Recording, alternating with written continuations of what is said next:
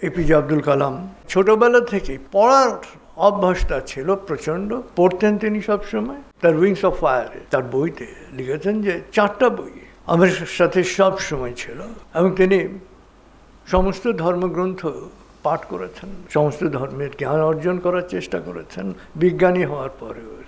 তার প্রিয় 4টা বইয়ের কথা তিনি উল্লেখ করেছেন। ম্যান দ্য আননোন, অ্যালেক্সি ক্যারোলের লেখা বই। থিরুকুরাল, এটা হচ্ছে তামিলদের ছোট ছোট বাণী, জ্ঞানীদের ছোট ছোট বাণীর সংকলন, আমাদের যেরকম খনার বচন সেই রকম। এটাকে তামিল জ্ঞান গ্রন্থ বলা হয় থিরুকুরাল। তিনি বলেন যে আমার জীবন দৃষ্টি গঠনে সহায়ক হয়েছে এই থিরুকুরাল।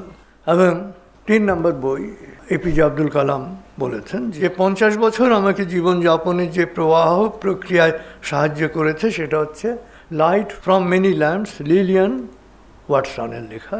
তারপর তিনি উপসংহার টেনেছেন, and the holy Quran is of course constant companion, যে পবিত্র কোরআন ছিল আমার সবসময় সঙ্গী।